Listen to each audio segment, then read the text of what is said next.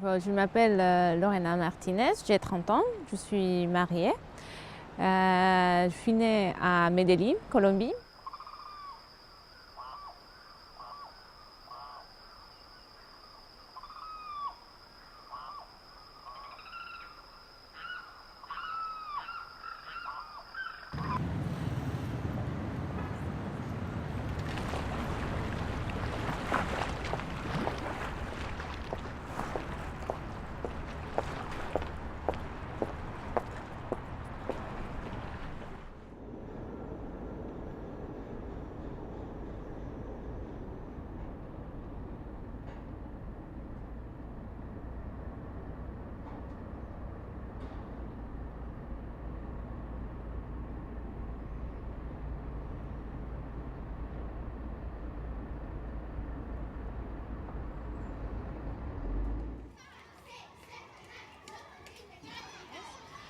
Je viens de Colombie, de Medellín.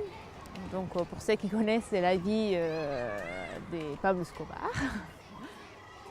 J'ai vécu pendant de nombreuses années dans une petite commune. J'ai grandi là-bas. Mes parents, effectivement, ce sont des personnes très modestes. Mon père, il conduit un taxi. Ma maman, après qu'elle est tombée enceinte de moi, elle est arrêtée et elle nous a gardés, donc elle est femme au foyer. Mes amis d'enfance, c'est des amis de notre petite commune. On était une des premières à nous avoir instaurés dans cet endroit. Donc on a construit les maisons, on a construit les rues, on a construit plein de petites choses.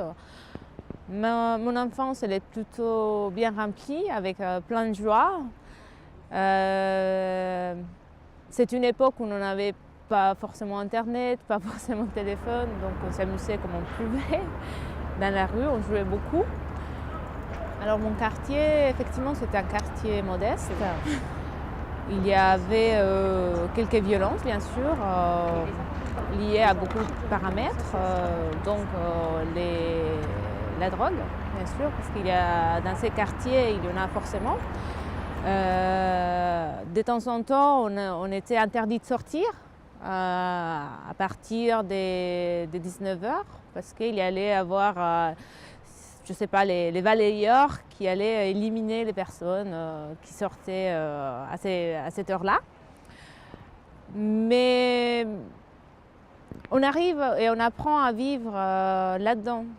C'est-à-dire, en fait, on ne se rend pas compte de cette violence quand on est là-dedans. Quand on est là-dedans, on s'habitue. On s'habitue à ne pas sortir à 19h, on s'habitue à marcher vite, on s'habitue à faire attention à son sac à main, on s'habitue à ne pas sortir son téléphone, on s'habitue à ne pas chercher des problèmes ou à ne pas regarder de travers à quelqu'un parce que ça va mal l'interpréter, il va peut-être s'énerver. On apprend. C'est des gestes qui font qu'on apprend à vivre dans ces milieux-là.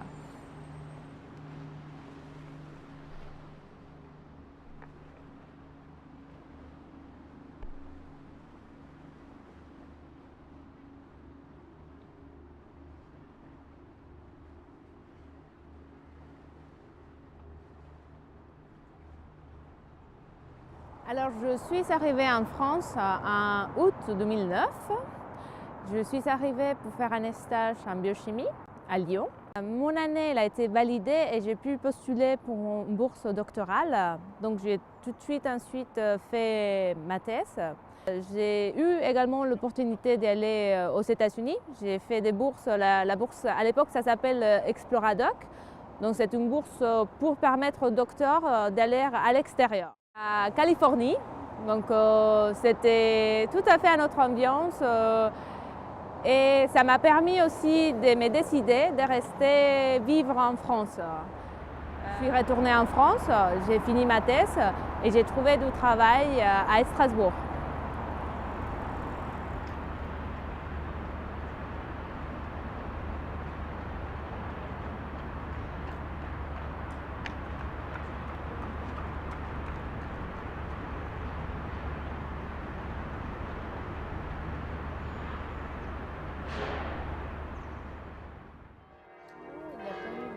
changement avant le mariage et après le mariage, parce on avait déjà vécu ensemble à Lyon, à Strasbourg et puis ici à Paris. Je pense que c'est pas le fait qu'il soit colombien ou pas, en fait, c'est lui-même. Donc, on s'entend très bien, en fait. Là où il me renforce, je le renforce aussi dans certains aspects à lui. On se complémente, tout simplement. On est partenaires. Et je dirais que mon mariage avec David, ça se passe très bien.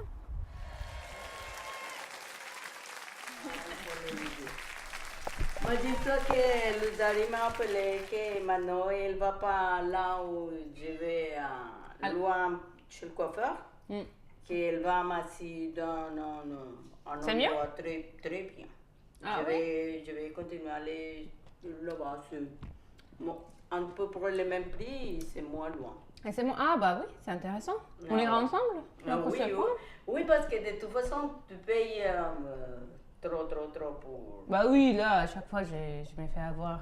Donc du coup, il faut que je me coupe les cheveux de toute façon. César, vous parlez de coiffeur pour moi. Vous on pourra même aller avec toi, hein, parce que tu auras peut-être besoin.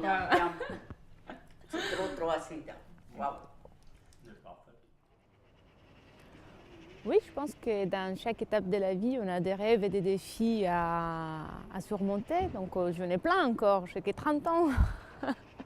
Je vais encore découvrir d'autres métiers, d'autres secteurs, au niveau professionnel, au niveau personnel.